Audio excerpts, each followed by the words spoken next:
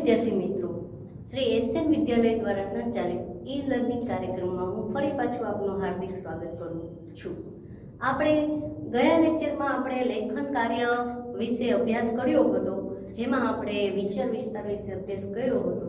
હવે આજે આપણે જે છે એ સૌથી વધારે અગત્યનો જે આપણો પોઈન્ટ છે તે પત્ર લેખન વિશે આપણે અભ્યાસ કરીશું। 8મું 9મું 10મું ત્રણેય ધોરણમાં જો સૌથી અગત્યનો જે પોઈન્ટ હોય તો તે પત્ર લેખન છે। પત્ર લેખન જે છે એ પણ એક પ્રકારની કળા છે જે આપણને લખતા આવડવું જોઈએ। જ્યારે શરૂઆતમાં પત્રની શોધ નહોતી થઈ ત્યારે જે છે એ રાજા મહારાજાઓ જે છે એવા પશુ પક્ષીઓ જે છે એને પાળતા હતા, જે સંદેશા વ્યવહાર આસાનીથી કરી શકતા હતા। એમાં બાજ પક્ષી, કબૂતર, ઘોડા આ બધા દ્વારા પશુ પક્ષી દ્વારા જે છે એ સંદેશા મોકલાવવાનું કાર્ય કરતા હતા અને તે દ્વારા જે છે એ એક રાજ્યમાંથી બીજા રાજ્યમાં સંદેશો પહોંચાડવામાં આવતો હતો। ત્યાર પછી દૂત જે છે એની પ્રથા જે છે ચાલુ થઈ। દૂતની અંદર એક વ્યક્તિ જે છે સંદેશા વાહક તરીકે રાખેલો હોય, જે એક રાજ્યમાંથી બીજા રાજ્યની અંદર સંદેશો લઈને જતો હોય છે અને દૂત જે છે એના માટેના પણ કેટલાક જે છે એ નિયમો રાખેલા હતા કે દૂતને જ્યારે પણ કોઈ રાજ્યમાં સંદેશો લઈને જાય તો એને મારી શકાતો ન હતો, કારણ કે એ તો ખાલી સંદેશા વાહક જ હોય છે। તો ધીરે ધીરે લોકો જે છે એ પ્રગતિ કરતા ગયા અને આગળ વધતા ગયા, તેમ અંગ્રેજોના સમયમાં તાર અને ટપાલની સેવા શરૂ થઈ ગઈ હતી। અંગ્રેજોએ જે સૌપ્રથમ જે પત્ર વ્યવહાર જે છે તાર ટપાલ સેવા જે છે એ શરૂ કરી હતી। એટલે અંગ્રેજોએ આપણા દેશની અંદર જે છે એ ઘણા બધા વિકાસના કાર્યો કર્યા હતા, એમાં તાર ટપાલની શોધ પણ તેમણે જ કરેલી હતી। આજે જે છે પત્રનું સ્થાન જે છે મોટા ભાગે જે છે મીડિયાએ લઈ લીધું છે। એમાં વોટ્સઅપ જે છે, મેસેજર છે, આ બધા દ્વારા જે છે ઈમેલ છે એ દ્વારા આપણે સંદેશો મોકલી દઈએ છીએ અને તાર ટપાલ જે છે એનું મહત્વ ધીરે ધીરે ઘટી ગયું છે। પરંતુ તેમ છતાંય કેટલીક જગ્યાએ જે છે આપણે મોટા ભાગે જે છે પત્ર વ્યવહાર કરવો પડે છે। ત્યાં આપણે કોઈ ઇન્ટરનેટ કે મેસેજ કે વોટ્સઅપ જે છે એનો આપણે ઉપયોગ કરી શકતા નથી। અમુક જગ્યાએ આપણે ખાસ કરીને પત્ર વ્યવહાર કરવો પડે છે। તો આજે આપણે પત્ર લેખન જે સૌથી અગત્યની વસ્તુ છે એના વિશે આપણે અભ્યાસ કરીશું। સૌથી પહેલા તો પત્ર જે છે એના બે પ્રકાર છે। એક છે ઔપચારિક પત્ર અને અનૌપચારિક પત્ર। ઔપચારિક પત્રની અંદર શું આવે છે તો કે ઔપચારિક પત્ર જે છે એ સરકારી કામકાજને લગતા જે પત્રો લખીએ છીએ આપણે, કોઈ કોલેજ છે, કોઈ કાર્યાલય સ્થળ છે, ઓફિસ છે, અથવા તો કોઈ પણ જગ્યાએ આપણે ઓફિસને લગતા કામકાજ માટે જે પત્ર લખીએ છીએ એને ઔપચારિક પત્ર કહેવામાં આવે છે। અને અનૌપચારિક પત્ર કોને કહેવામાં આવે છે કે જે આપણા સ્વજનોને લખીએ છીએ આપણે પત્રો, કાકા, દાદા, મામા, માસી, એને જે આપણે કુશળતાના સમાચાર પૂછીએ છીએ અથવા કોઈ માહિતી આપવા માટે જે પત્ર લખીએ છીએ એને અનૌપચારિક પત્ર કહેવામાં આવે છે। તો પત્રના મુખ્ય બે પ્રકાર છે, એ આપણે ખાસ યાદ રાખવાનું છે। ઔપચારિક પત્ર જે છે એ ખાસ કરીને કાર્ય સ્થળની અંદર છે, સ્કૂલ, કોલેજ, ઓફિસ એ જગ્યાએ જે આપણે પત્ર લખીએ છીએ તે આપણે ઔપચારિક પત્ર કહેવામાં આવે છે। અને અનૌપચારિક પત્ર જે છે એ આપણા સ્વજનોને આપણે લખીએ છીએ, જે કાકા, દાદા, માસા, માસી એ જે આપણા સ્વજનો છે એને લખીએ પત્ર, એને અનૌપચારિક પત્ર કહેવામાં આવે છે। જેના આપણે થોડા મુદ્દાઓ જોઈ લઈએ। સૌથી પહેલા તો ઔપચારિક પત્ર જે છે એ આપણે જે છે કોઈ કાર્યાલયની અંદર લખવામાં આવે છે, કોઈ ઓફિસની અંદર લખવામાં આવે છે, સ્કૂલ, કોલેજની અંદર લખવામાં આવે છે પત્ર। તો આ જે પત્ર લખવામાં આવે છે એ પત્ર લખનારને તે વ્યક્તિ સાથે કોઈ વ્યક્તિગત સંબંધ હોતો નથી। આપણે કોઈ આચાર્યને અથવા તો કોઈ ઓફિસમાં જે મેનેજર હોય છે એને પત્ર લખીએ છીએ તો એ પત્ર જે છે એ આપણે લખતા હોય છે તો આપણે એની સાથે કોઈ સીધો સંબંધ હોતો નથી, પરંતુ જ્યારે આપણે અનૌપચારિક પત્રની અંદર પત્ર લખીએ તો આપણા કોઈ સ્વજન હોય છે, એની સાથે આપણે વ્યક્તિગત સંબંધ ધરાવતા હોઈએ છીએ અને એની સાથે આપણે લાગણીનો સંબંધ હોય છે. જ્યારે આ બાજુ જે છે ઓફિસમાં જે મેનેજર હોય છે, કોઈ ઓફિસના જે છે મોટા હેડ ઓફિસર હોય છે, તેની સાથે આપણે પત્ર વ્યવહાર કરીએ છીએ તો એની સાથે આપણો કોઈ વ્યક્તિગત સંબંધ હોતો નથી. આપણે કામ કઢાવવા માટે જે પત્ર લખીએ છીએ એ ઔપચારિક પત્ર છે અને અહીંયા જે છે એ આપણો વ્યક્તિગત સંબંધ છે. કાકા, દાદા, માસા, માસી, મિત્ર, સહેલી, એની સાથે આપણે પત્ર લખવામાં આવે છે તો એ જે છે એ ઔપચારિક પત્ર કહેવામાં આવે છે. અહીંયા એનો વ્યક્તિગત સંબંધ આપણે હોય છે અને આમાં વ્યક્તિગત સંબંધ હોતો નથી. અને ત્યાર પછી જે ઔપચારિક પત્ર છે એની અંદર આત્મીયતાનો અભાવ હોય છે, જેની અંદર આપણે આત્મીયતા ધરાવતા હોતા નથી, કોઈ આપણે વ્યક્તિગત સંબંધ હોતો નથી, એની સાથે આપણે કોઈ જ લેનદેન હોતી નથી. માત્ર આપણે કામ કઢાવવા પૂરતું જ તે જે છે એની સાથે સંબંધ રાખેલો હોય છે. જ્યારે અહીંયા જે છે એ આત્મીયતાનો ભાવ હોય છે, પ્રેમ હોય છે, લાગણી હોય છે, આપણા સ્વજનો હોય છે, એટલે આપણે જે છે તેની કુશળતા અને તેની જે છે એ ક્ષેમ કુશળ આપણે પૂછતા હોઈએ છીએ. તો વ્યક્તિગત પત્ર જે છે અહીંયા જે છે ઔપચારિક પત્રની અંદર આત્મીયતાનો અભાવ હોય છે અને અહીંયા જે છે આત્મીયતા જે છે એ ખૂબ જ જરૂરી હોય છે. તો અહીંયા જે છે ઔપચારિક પત્રમાં કયા કયા પત્રોનો સમાવેશ થાય છે તો પ્રાર્થના પત્ર, શિકાયત પત્ર, કાર્યાલય પત્ર, વ્યવસાયિક પત્ર, આ બધા પત્રોનો સમાવેશ થાય છે. કોઈ પણ જગ્યાએ ઓફિસની અંદર આપણે કામ કરતા હોય તો આપણે પ્રાર્થના પત્ર, આપણાથી કોઈ ભૂલ થાય તો પ્રાર્થના પત્ર લખીએ છીએ. પછી કોઈ શિકાયત, આપણે કોઈ વસ્તુ મંગાવી હોય અથવા તો તેની અંદર કોઈ પ્રકારની ખોટ હોય તો આપણે શિકાયત પત્ર લખીએ છીએ. કોઈ કાર્ય સ્થળે આપણે કામ કરતા હોય તો એની અંદર જે કોઈ આપણે ભૂલચૂક હોય તો આપણે કાર્ય સ્થળ ઉપર જે પત્ર લખીએ તેને કાર્યાલય પત્ર કહેવામાં આવે છે. અને વ્યવસાયિક પત્ર, કોઈ વસ્તુ આપણે જે છે લેણદેણ કરી હોય, વ્યવસાયને લગતા ધંધામાં જે કોઈ વસ્તુ મંગાવી હોય એમાં જે આપણે પત્ર લખીએ તે વ્યવસાયિક પત્ર જે છે કહેવામાં આવે છે. જ્યારે આ બાજુ જે છે એ અનૌપચારિક પત્રની અંદર આપણા જ સ્વજનોને આપણે પત્ર લખતા હોય છે, એમાં બધાય પત્ર, કોઈ મિત્ર અથવા જે છે સગા સંબંધીઓનો જન્મદિવસ હોય તો આપણે એમને બધાય પત્ર લખીએ છીએ. શુભકામના પત્ર લખીએ છીએ, કોઈ સારા એવા કામ માટે એમને શુભકામના આપીએ છીએ. તે સિવાય નિમંત્રણ પત્ર, કોઈ આપણા ઘરે પ્રસંગ હોય તો નિમંત્રણ આપતો પત્ર પણ આપણે લખીએ છીએ. સાંત્વના પત્ર, તો સાંત્વના પત્રની અંદર જે છે કોઈના ઘરની અંદર દુઃખદ પ્રસંગ બન્યો હોય અથવા મૃત્યુ થયું હોય તો એને આશ્વાસન આપવા માટે આપણે સાંત્વના પત્ર લખીએ છીએ. તેવી જ રીતે કોઈને સલાહ આપતો પત્ર જે છે એ સલાહ પત્ર પણ લખીએ છીએ. તેવી જ રીતે અનુમતિ પત્ર, કોઈ પાસેથી આપણે પિતાજી પાસેથી અથવા તો માતાજી પાસેથી, દાદાજી પાસેથી અનુમતિ લેવાની હોય તો આપણે અનુમતિ પત્ર લખીએ છીએ. તો આ જે છે પત્રના પ્રકારો છે, એમાં જે ઔપચારિક પત્ર જે છે એની અંદર આપણે કાર્યસ્થળની અંદર જુદા જુદા ક્ષેત્રોમાં પત્ર લખીએ છીએ અને આ જે છે અનૌપચારિક પત્ર જે છે એની અંદર આપણે પોતાના સ્વજનોને પત્ર લખીએ છીએ. આજે આપણે અનૌપચારિક પત્ર વિશે અભ્યાસ કરવાનો છે. 9મા ધોરણની અંદર અનૌપચારિક પત્રો વધુ પૂછાતા હોય છે, ઔપચારિક પત્ર ઓછા પૂછાતા હોય છે, એટલે આપણે અનૌપચારિક પત્ર વિશે અભ્યાસ કરીશું. એમાં આપણે બધાય પત્ર, શુભકામના પત્ર, નિમંત્રણ પત્ર, સાંત્વના પત્ર, સલાહ આપતો પત્ર, અનુમતિ પત્ર, આવા બધા પત્રોનો સમાવેશ થાય છે. તમારા મગજમાં એક વાત ક્લિયર હોવી જોઈએ, પત્રના બે પ્રકાર છે. પત્રની અંદર ઔપચારિક પત્ર અને અનૌપચારિક પત્ર. ઔપચારિક પત્રની અંદર આપણે માત્ર ને માત્ર ઓફિશિયલી જે પત્ર લખીએ છીએ, કોઈ કાર્યસ્થળની અંદર જે છે એ આપણે પત્ર લખીએ અને ઔપચારિક પત્ર કહેવામાં આવે છે. અને અનૌપચારિક પત્ર જે છે એ આપણા કોઈ સગા સંબંધીઓને જે આપણે પત્ર લખીએ છીએ એ આપણા સ્વજન હોય છે, એમની સાથે આપણે વ્યક્તિગત જે છે ઘણા બધા સંબંધ હોય છે, આપણે લાગણીનો અને પ્રેમનો સંબંધ હોય છે, તો એ અનૌપચારિક પત્ર કહેવામાં આવે છે. तो हवे આપણે અનૌપચારિક પત્ર જે છે એના વિશે અભ્યાસ કરીશું।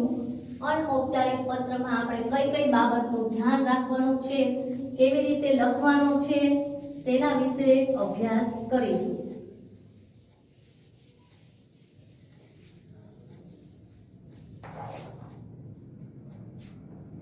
सबसे पहले अनौपचारिक पत्र में हमें क्या लिखना है?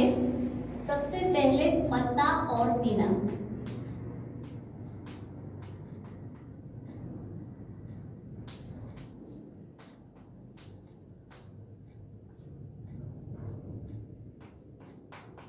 सबसे पहले हमें पता और दिनांक लिखना होता है। पत्र लिखना जो है हमें दाहिने कोने में हमें पत्र लेखक का पता लिखना होता है। जब हम पत्र लिख रहे हैं तो हमारा पता दाहिने कोने में लिखना होता है। पत्र लेखक का पता जो है वह हमें दाहिने कोने में लिखना होता है। यह पत्र लेखक का जो है पता हमें क्यों लिखना चाहिए? क्योंकि यह पत्र जो पढ़ता है जो कोई, वो पढ़ने वाला जो होता है उससे फिर से जो पत्र लिखना होता है तो उसका उत्तर देने के लिए वह इस पते पर हमें पत्र लिखे, इसलिए हमें जो है पता लिखना होता है। उसमें हमें दिनांक भी लिखनी चाहिए।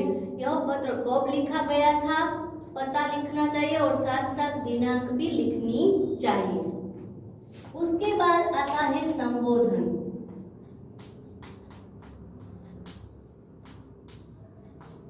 पत्र लेखक के संबंध के अनुसार हमें उचित जो है संबोधन लिखना चाहिए। संबोधन लिखने से हमें पता चलेगा कि यह पत्र हमें किसको लिखा है, इसलिए संबोधन बहुत ही जरूरी होता है।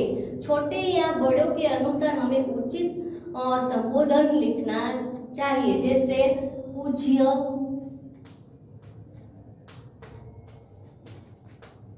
आदरणीय, प्रिय, पूज्य पिताजी, आदरणीय दादाजी, प्रिय मित्र। तो यह जो है पूज्य, आदरणीय, प्रिय, यह जो है संबोधन है। उसके पीछे हम पिताजी, दादाजी, माताजी, प्रिय मित्र ऐसा हम लिख सकते हैं। ऐसा लिखने इसे हम संबोधन कहते हैं। संबोधन का बहुत महत्व होता है। तो छोटे या बड़ों के अनुरूप हमें जो पत्र में कहा गया हो उसके जैसा हमें उचित संबोधन करना चाहिए, जैसे पूज्य पिताजी, पूज्य दादाजी, पूज्य काकाजी, आदरणीय मामाजी, प्रिय मित्र, प्रिय सहेली। हमसे बड़े हो तो उसके लिए हमें पूज्य और आदरणीय लिखना चाहिए, और हम उम्र और हमसे छोटे लोग हैं उसके लिए हमें प्रिय लिखना चाहिए।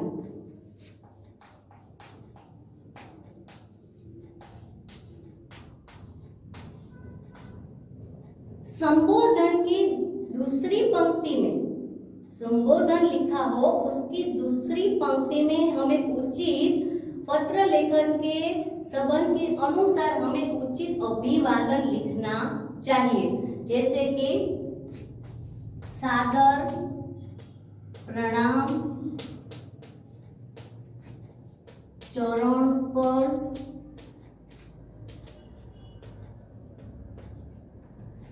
खुश रहो,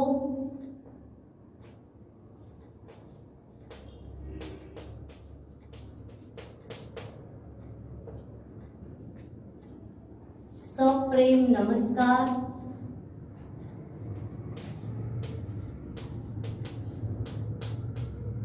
आदि। दूसरी पंक्ति में संबोधन की दूसरी पंक्ति में हमें उचित अभिवादन लिखना होता है। अभिवादन लिखना बहुत जरूरी होता है। सबसे पहले संबोधन पूज्य पिताजी, आदरणीय, प्रिय, छोटे बड़ों के अनुसार अनुसार हमें लिखना है। बड़ा हो तो हमें पूज्य या आदरणीय लिखना है, छोटे हो या हम उम्र के हो तो प्रिय लिखना है। उसके नीचे हमें जो अभिवादन है वह भी संबंध के अनुसार लिखना चाहिए। जैसे हमसे बड़े हो तो सादर प्रणाम, सादर यानी आदर के साथ मैं आपको प्रणाम करता हूँ।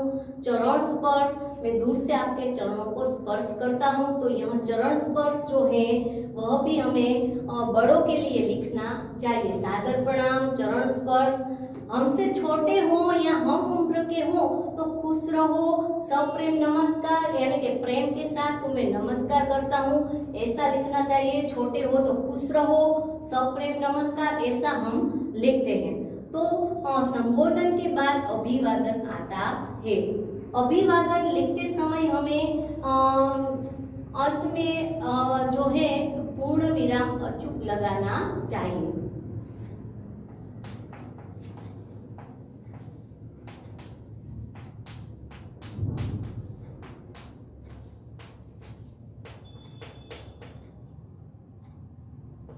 पत्र के शुरू में हमें कुशलता के समाचार पूछने चाहिए। कुशलता के समाचार पूछने चाहिए कि तुम्हारा पत्र मिला, जानकर बड़ी खुशी हुई, घर में सब सकुशल हैं और मैं भी यहाँ सकुशल हूँ। कोई किसी को हम मिलते हैं तो हम पूछते हैं आप कैसे हो, कैसे नहीं। उसी प्रकार पत्र में एक प्रकार की कुशलता के समाचार पूछे जाते हैं। सबसे पहले हमें कुशलता के समाचार पूछने होते हैं। संबोधन और अभिवादन के बाद सबसे पहले कुशलता के समाचार पूछे जाते हैं। जैसे कि तुम्हारा पत्र मिला, जानकर बड़ी खुशी हुई, घर में सब सकुशल है, मैं भी यहाँ सकुशल हूँ। यह कुशलता के समाचार हमें अचूक लिखने हैं। सीधा पत्र की शुरुआत हमें नहीं करनी है। सबसे पहले कुशलता के समाचार पूछे जाते हैं, उसके बाद पत्र लिखा जाता है।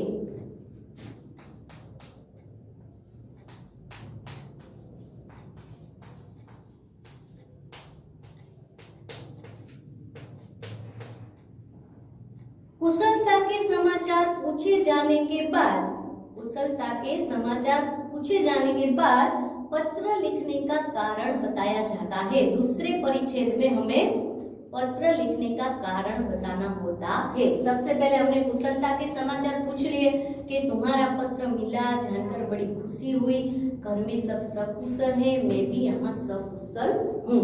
ऐसा लिखने के बाद पत्र लिखने का कारण बताया जाता है कि यह पत्र तुमने किस लिए लिखा है।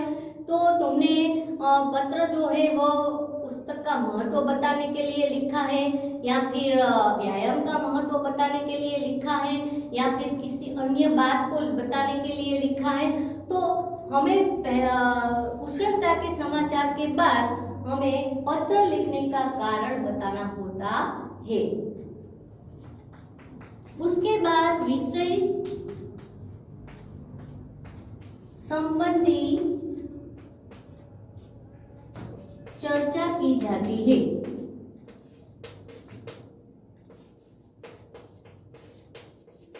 हमने यह पत्र किस लिए लिखा है, पत्र का कारण बताने के बाद हमें जो भी विषय पर पत्र लिखा है उसके बारे में एक परिच्छेद में हमें अवश्य लिखना है। जैसे व्यायाम का महत्व बताना है तो हमें एक परिच्छेद में व्यायाम के बारे में लिखना है, एक परिच्छेद में पुस्तक के बारे में लिखना है, या किसी अन्य बात को बताने के लिए हमें विषय संबंधी उचित चर्चा करनी होती है।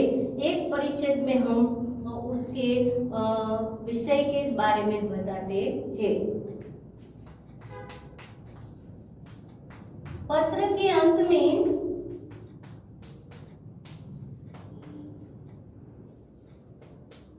छोटे या बड़ों के प्रति आदर प्रकट किया जाता है।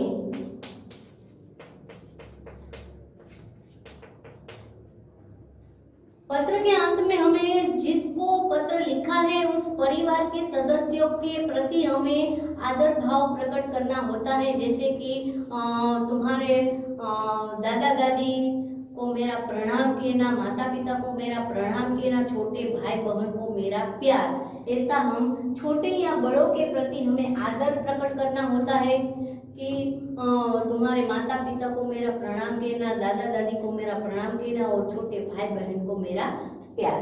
और अंत में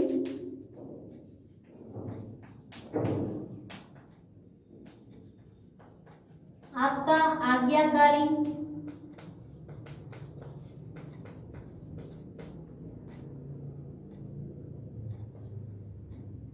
तुम्हारा अपना मित्र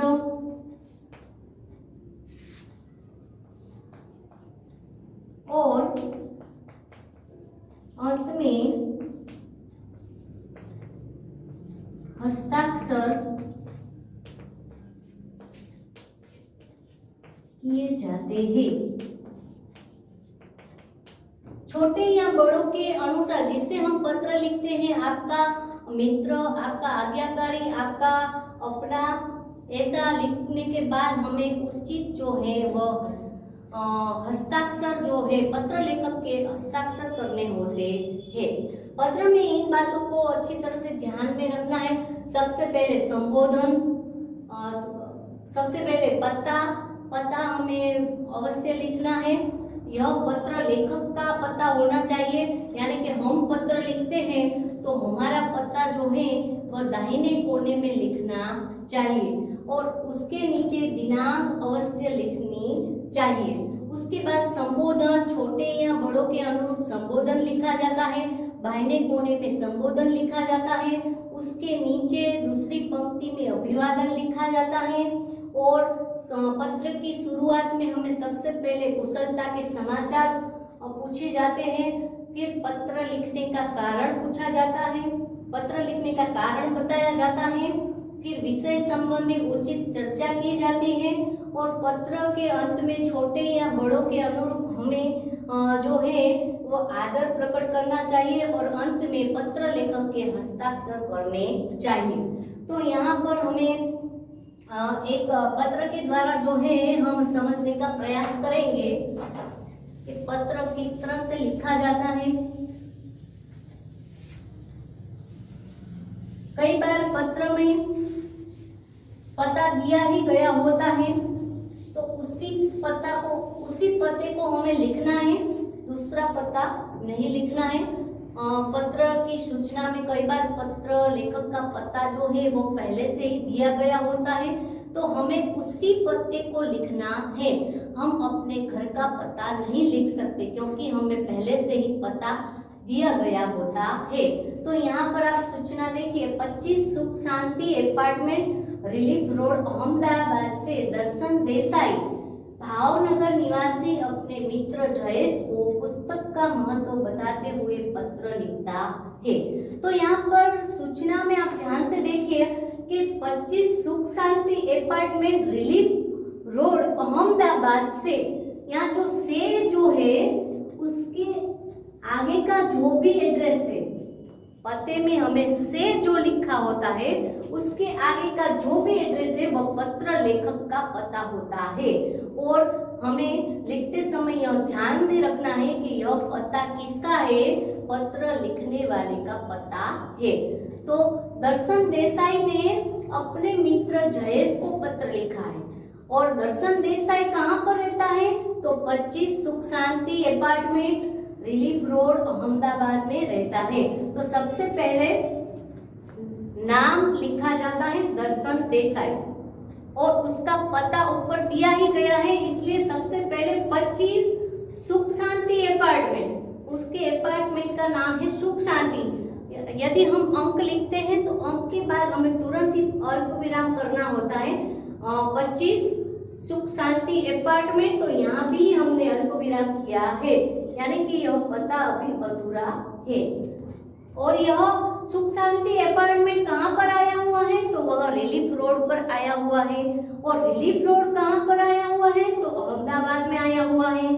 तो यहाँ अहमदाबाद रोड के सामने हमें कोई भी गांव का नाम नहीं लिखना है। रिलीफ रोड उसके बाद हम शहर का नाम लिखेंगे। शहर का नाम है अहमदाबाद, और अहमदाबाद के बाद जो लिखा है वह एक पिन कोड नंबर है। आप 6 अंकों का कोई भी पिन कोड नंबर लिख सकते हैं। यदि आपको पता है कि भाई अहमदाबाद का पिन कोड नंबर क्या है तो आप सही लिख सकते हैं, लेकिन आपको पता नहीं है तो 6 अंकों वाला कोई भी पिन कोड नंबर डाल देना चाहिए। 380025 यहाँ पर हमने अहमदाबाद का पिन कोड नंबर लिखा है। गांव के नाम के साथ ही हमें पिन कोड नंबर लिखना है।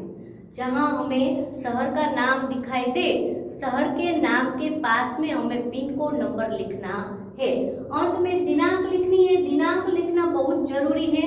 तो दिनांक लिखते समय भी हमें ध्यान रखना चाहिए कि दिनांक में कभी गर्मियों की छुट्टी लिखा होता है, दीपावली की छुट्टी लिखा होता है, या किसी प्रसंग के अनुरूप दिनांक लिखनी हो तो हमें पता होना चाहिए कि दीपावली की छुट्टी कब होती है या गर्मियों की छुट्टी कब होती है। तो दिनांक में हमें अच्छी तरह से ध्यान रखना है कि भाई दीपावली जो है अक्टूबर या नवंबर में आती है, गर्मियों की छुट्टी हमें अप्रैल और मार्च में मिलती है। तो हमें दिनांक लिखते समय भी यह ध्यान रखना है कि हमें जो है गलती नहीं करनी चाहिए। यहाँ हम दीपावली की छुट्टी मार्च में दिखा देंगे तो अच्छा नहीं लगेगा, इसलिए हमें प्रसंग के अनुरूप दिनांक लिखनी चाहिए। फिर से देख लेते हैं कि यहाँ पर यह जो पता जो है वह किसका है। पत्र लेखक यानी कि पत्र लिखने वाला है, उसका पता यहाँ पर दाहिने कोने में रखा गया है। दर्शन देसाई जो है अपने मित्र जयेश को पत्र लिख रहा है। दर्शन देसाई, यहाँ पर हमें अंक लिखना है 25, यहाँ पर अल्पविराम करना है। सुख शांति अपार्टमेंट, तो यहाँ भी हमें अल्पविराम करना है। रिलीफ रोड, उसके बाद अल्पविराम, और शहर का नाम अहमदाबाद है तो उसके पीछे हमें 6 अंकों वाला कोई भी पिन कोड नंबर लगाना होता है, और अंत में दिनांक लिखी जाती है 25 अप्रैल 2020। तो यह हमारा पूरा जो है पता हो गया। पता हमें दिया गया हो तो वही पता लिखना है। यदि पता नहीं दिया गया हो तो इसी प्रकार हमें कोई एक पता लिखना होता है। सबसे पहले नाम, उसके बाद एरिया जो होता है, शहरी जो होती है उसका पता, फिर वह कहाँ पर आया हुआ है, और अंत में शहर का नाम, और शहर के नाम के बाद जो है हमें पिन कोड नंबर अचूक लगाना है, और अंत में दिनांक लिखनी होती है। और यहाँ जो है हम मित्र को पत्र लिख रहे हैं तो यहाँ पर संबोधन क्या आएगा, प्रिय मित्र। यदि हम यहाँ पर पिताजी को पत्र लिखते हैं तो पूज्य पिताजी, क्योंकि पिताजी हमसे बड़े हैं तो पूज्य लिखा जाता है। हमसे छोटे हो या हम उम्र हो तो हमें प्रिय लिखना चाहिए। तो यह हमारा मित्र है तो यहाँ पर हमें क्या लिखना है, प्रिय मित्र। संबोधन लिखने के बाद हमें यहाँ पर अल्पविराम जरूर लगाना है। संबोधन के बाद हमेशा अल्पविराम लगाया जाता है। तो यहाँ प्रिय मित्र, तो हम मित्र को संबोधित करते हैं तो यहाँ पर हमें अल्पविराम जरूर लगाना है। और उसके बाद यहाँ जो है हमारा अभिवादन है, सप्रेम नमस्कार। सप्रेम नमस्कार, यहाँ खुश रहो या फिर सादर प्रणाम, बड़ों के लिए हम सादर प्रणाम लिखते हैं, चरण स्पर्श लिखते हैं। तो यहाँ पर हम उम्र का है, मित्र है, तो यहाँ हम अभिवादन क्या लिखते हैं, सप्रेम नमस्कार। अभिवादन दूसरी पंक्ति में होना चाहिए, दूसरी पंक्ति में अभिवादन लिखना चाहिए। और अभिवादन लिखने के बाद हमें पूर्ण विराम जरूर लगाना है। तो प्रिय मित्र, सप्रेम नमस्कार। तो यह हमारा संबोधन हो गया और दूसरी पंक्ति में हमारा अभिवादन हो गया। तो अभिवादन लिखने के बाद हमें तुरंत ही कुशलता के समाचार पूछने होते हैं। तुम्हारा पत्र मिला, जानकर बड़ी खुशी हुई कि घर में सब सकुशल है, मैं भी यहाँ सकुशल हूँ। तो यहाँ सबसे पहले पत्र की शुरुआत में हमें कुशलता के समाचार पूछने होते हैं। यहाँ पर हम पहली पंक्ति में किसी को भी पत्र लिख रहे हैं तुम्हारा पत्र, यदि बड़े हो तो आपका पत्र मिला, जानकर बड़ी खुशी हुई। घर में सब कुशल है, मैं भी यहाँ सब कुशल हूँ। तो यहाँ मित्र है, इसलिए हमें उससे प्यार से हम तुम्हारा कहते हैं। तुम्हारा पत्र मिला, जानकर बड़ी खुशी हुई। घर में सब कुशल है, मैं भी यहाँ सब कुशल हूँ। पत्र की शुरुआत में हमें किसी को भी कुशलता के समाचार पूछने चाहिए।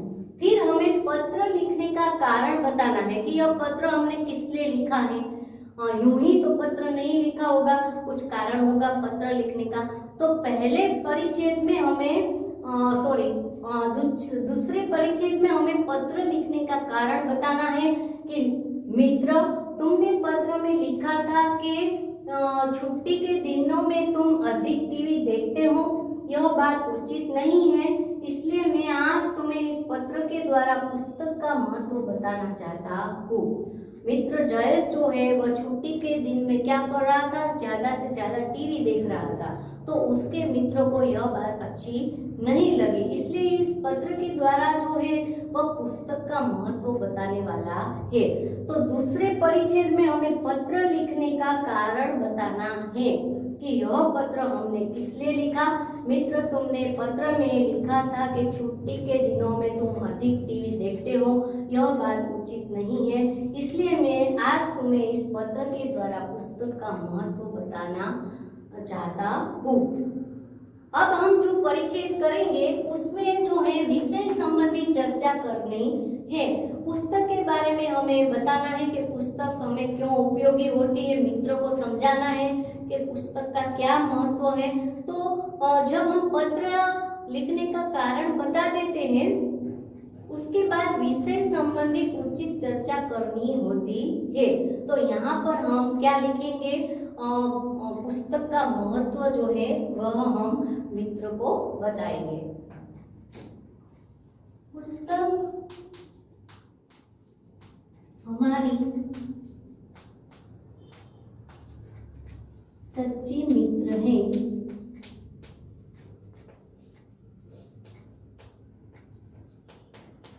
पुस्तक हमें भले बुरे का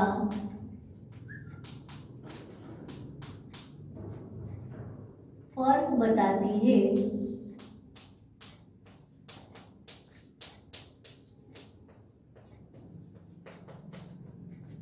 पूज्य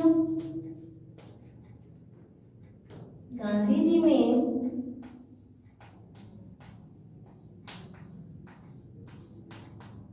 तो कहा था, पुस्तक हमारे मन के लिए साबुन का कार्य करती है।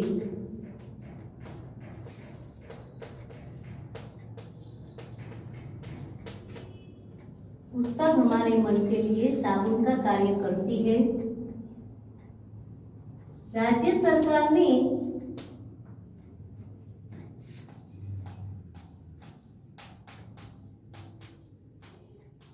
वांचे गुजरात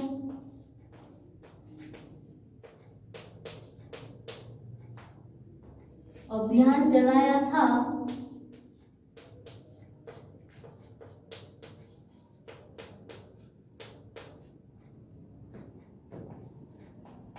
तब से मैंने कई पुस्तक पढ़ी है और हर रोज अच्छी पुस्तक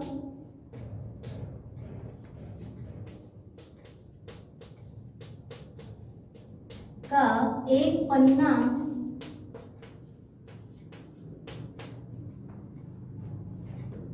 जरूर पढ़ता हूँ।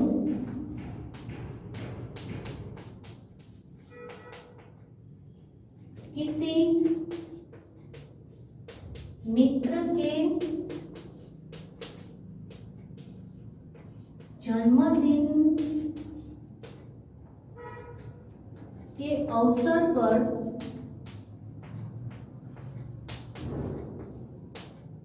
भेंट में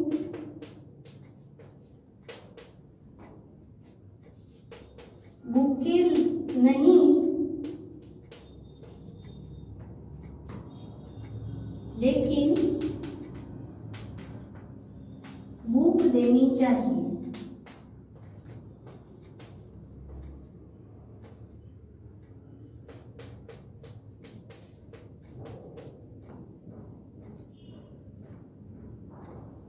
आशा है तुम पुस्तक का महत्व समझ गए होंगे।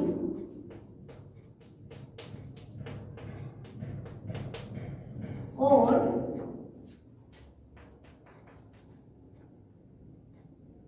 पुस्तक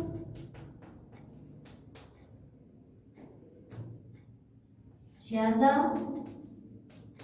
पढ़ोगे। तुम्हारे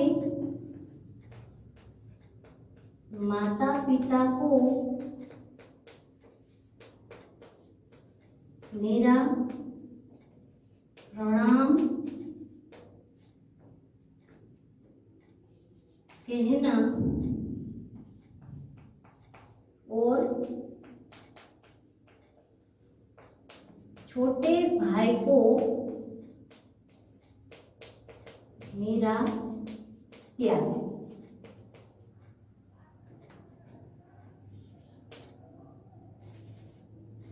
लिखितन तुम्हारा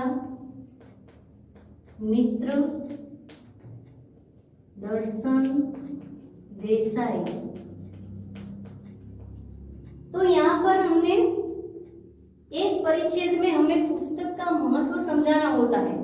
सबसे पहले संबोधन, उसके बाद अभिवादन, उसके बाद कुशलता के समाचार। कुशलता के समाचार में हमें लिखना है तुम्हारा पत्र मिला, जानकर बड़ी खुशी हुई, घर में सब सकुशल है, मैं भी यहाँ सकुशल हूँ।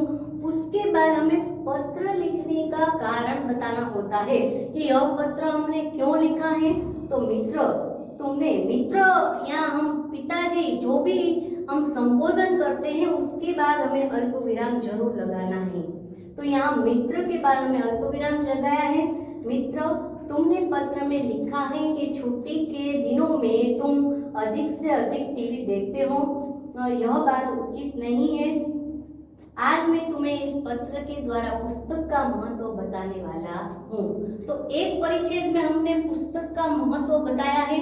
जो भी विषय हो, व्यायाम हो या वृक्ष का महत्व, तो एक परिच्छेद में हमें उसका वर्णन करना है कि उसके विषय के अनुरूप हमें चर्चा करनी है कि भाई वृक्ष का महत्व क्या है, व्यायाम का महत्व क्या है, पुस्तक का महत्व क्या है। तो यहाँ पुस्तक का महत्व बताया गया है। तो पुस्तक हमारी सच्ची मित्र है। पुस्तक हमें भले बुरे का फर्क बताती है। पूज्य गांधी जी ने तो कहा था कि पुस्तक हमारे मन के लिए साबुन का कार्य करती है। राज्य सरकार ने वांचे गुजरात अभियान चलाया था, तब से मैंने कई पुस्तक पढ़ी है और हर रोज अच्छी पुस्तक का एक पन्ना जरूर पढ़ता हूँ। किसी मित्र के जन्मदिन के अवसर पर हमें भेंट में बुके नहीं लेकिन बुक देनी चाहिए। फूलों का जो गुलदस्ता हम देते हैं उसकी जगह हमें क्या देनी चाहिए, पुस्तक देनी चाहिए। मित्र यहाँ किसी जन्मदिन के अवसर पर हमें भेंट में पुस्तक देनी चाहिए। आशा है कि तुम इस पत्र के द्वारा पुस्तक का महत्व समझ गए होगे और आगे से तुम फुर्सत के समय में ज्यादा से ज्यादा पुस्तक पढ़ोगे। तुम्हारे माता पिता को मेरा प्रणाम कहना और छोटे भाई बहन को मेरा प्यार।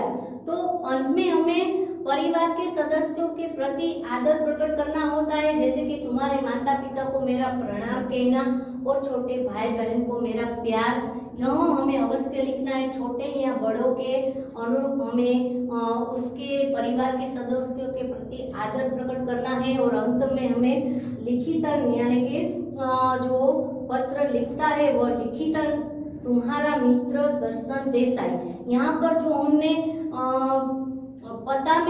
पते में जो भी नाम लिखा है वही नाम हमें नीचे लिखना होता है। कई बार हम भूल जाते हैं और अपने ही हस्ताक्षर कर देते हैं, अपना नाम लिख लेते हैं। तो यहाँ पर जो पता दिया गया हो उसमें जो भी नाम है, दर्शन देसाई है, मनोज शाह है, तो वही नाम हमें लिखितन में लिखना होता है, तुम्हारा मित्र दर्शन देसाई। तो इस प्रकार जो है पत्र जो है हमें पत्र में हमें छोटी छोटी बातों का ध्यान रखना होता है। यहाँ पर एक जो पता लिखा होता है, संबोधन और अभिवादन लिखा होता है और कुशलता के समाचार लिखे होते हैं। इतना जो हम लिख लेते हैं तो भी हमारा 1-2 गुण बन जाता है।